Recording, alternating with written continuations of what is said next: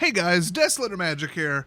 It's spoiler time, and this is the final spoiler video, except for the commander cards and all the tokens and lands. So first up, we've got Spare Dagger. Always good to have one. It's a 1-drop artifact equipment, colorless of course, and equipped creature gets +1/+0 and has when this creature attacks. You may sacrifice Spare Dagger. When you do, this creature deals 1 damage to any target. Get it? Because you can throw daggers as well if you want, as like a thrown implement. And then it has equip 1. So, real simple.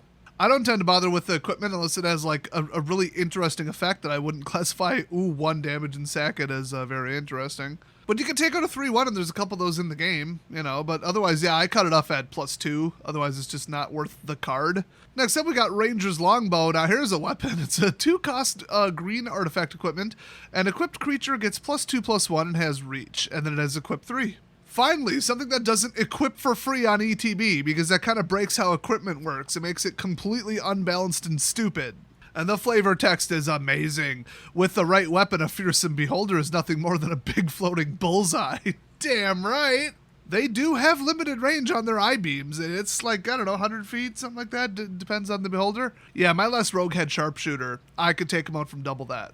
I'm going to be so pissed if this storm knocks out my power in the middle of recording this. I had to go out running errands, like, literally right in the middle of this crazy-ass storm that hit today, and now we're getting hit with, I don't know, a second wave of it. But I was driving through, like, small rivers. I mean, like, my old car would have gotten the bottom of the belt wet, and I would have lost power steering driving through something like that. It's getting wild up in here, but, oh my god, literally nobody cares about, bad weather, because it has been in the mid-90s for, like, days now. And it's now 71 because the cold front moved in, and it's going to be here for a couple days, so yeah. Anyway, next up we've got the Underdark Rasilisk. Everybody loves a good Basilisk. It's my favorite creature from Exile 3. In that game, they actually had a thing where you could like take 4 souls and store them in a soul crystal, and then you could summon them, but then the power of the monster was how many like spell points it took. And the Basilisk, which is like the really powerful one, that thing was like a lot of spell points, but it would just sit there glaring at people and turning them into stone. So naturally, because of, Basilisk Venom, the whole turn to stone thing, obviously it's just a 1/2 for 2 with Death Touch. And, I think Harry Potter got it wrong. I mean, anybody can do whatever they want with a made-up creature, but generally basilisks are the size of, like, a large dog, from what I've seen. So even that looks a little big for a 1/2 in that art, but, I mean, that is a halfling, it looks like, so I don't know. Also, they're typically depicted as lizards that look like small dragons in most games. So, not a snake. Good job, Harry Potter. Next up is Plummet. I could not possibly care less because in the last, 20 or so sets, probably not even, they have actually replaced Plummet with a 2-cost green spell that just is better. So, it's destroy target creature with flying and...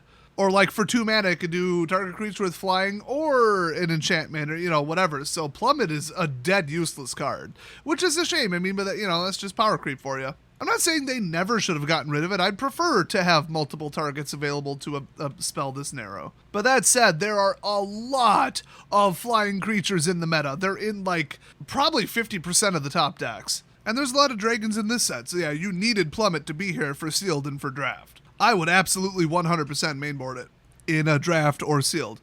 Next up, we got Compelled Duel. It's a 2-cost green. Oh, here we go. Target creature gets +3/+3 until end of turn. Damn. And must be blocked this turn if able.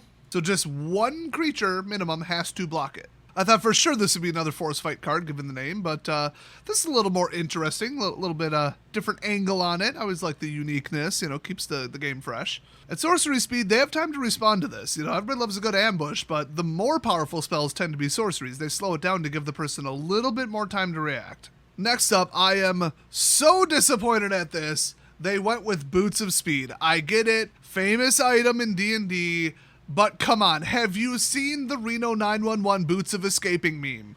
I wanted the Boots of Escaping, damn it.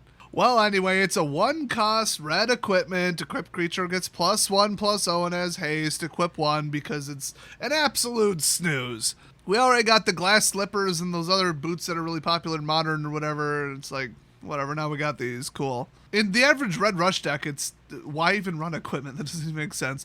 Next up, we got Armory Veteran. It's a 2-cost 2/2 in red. It's an Orc Warrior, and as long as Armory Veteran is equipped, it has Menace. More of that equipment promotion in red, which it's historically red-white if you don't count the early rotation on Arena. So I think that's what we'll see if anybody actually builds this. But mono red, especially in any kind of block constructed, so basically draft and sealed at this point. Not technically block constructed, but it's as close as we're going to get. It's from one block, and it's you're constructing it on the fly.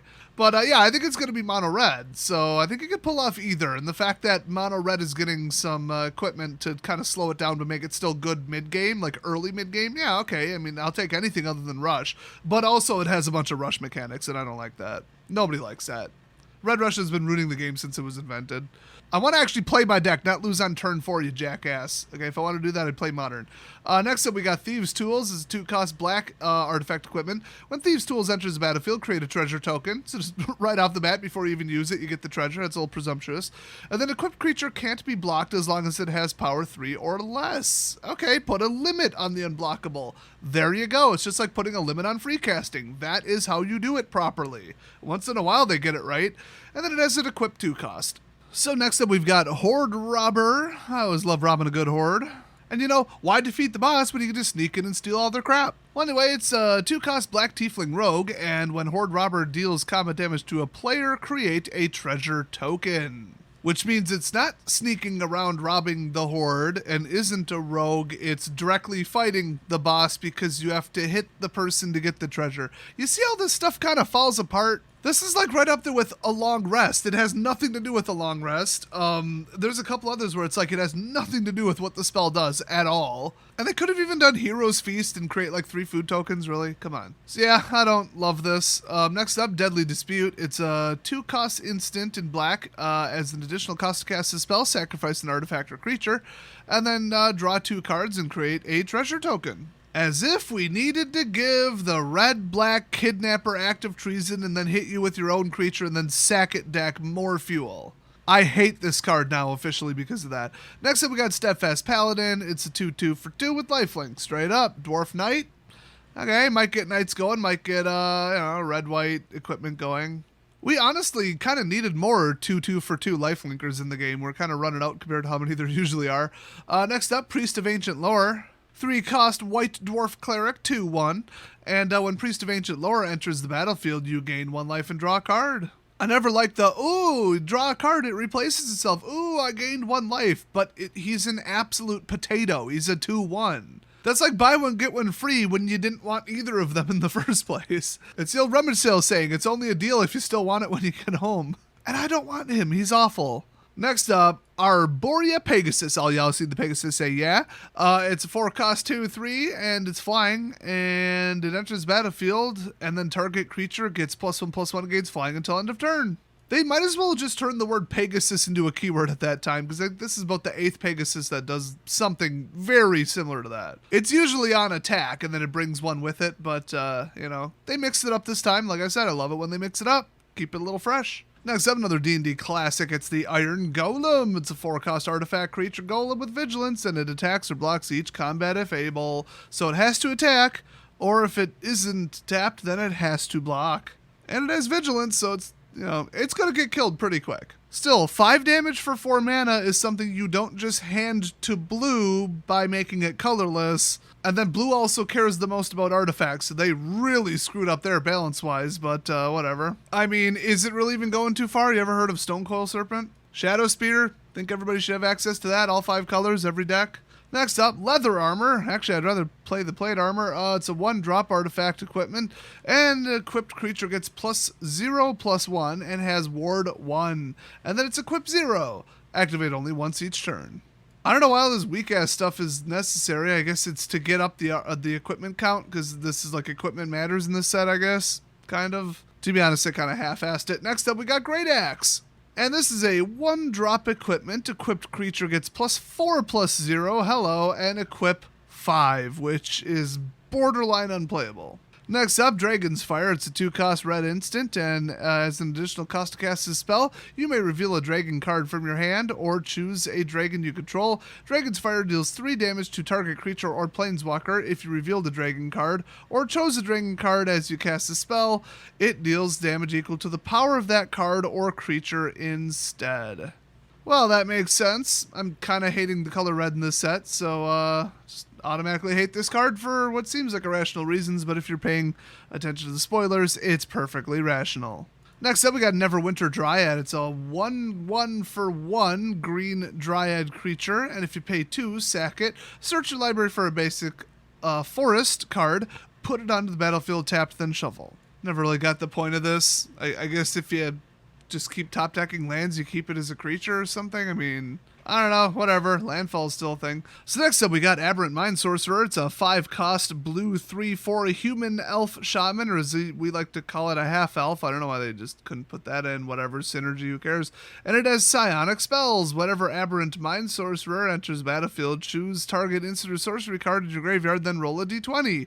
Okay. If you roll a 1 through 9, you can put that card on top of your library, and it does say may, so like, you know, you could just target one roll and then just be like, no, I'm not interested in that spell. Or 10 to 20, return that card directly to hand. And no crit, because it didn't fit. Next up, Grim Bounty. It's 4-cost sorcery, double black there, nice. Destroy target creature or planeswalker, create a treasure token. So, you know, one more than Hero's Downfall, but you get a treasure. Oh boy.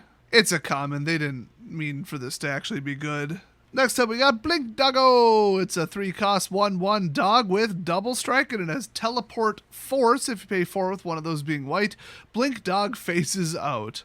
I gotta say, that's pretty spicy. That's expensive to save him when everybody could just run the stupid, just idiotic, ban-worthy trash that is the Selfless Savior and the Eidolon, and then Lurus to bring them back, and then a bunch of broken white shit.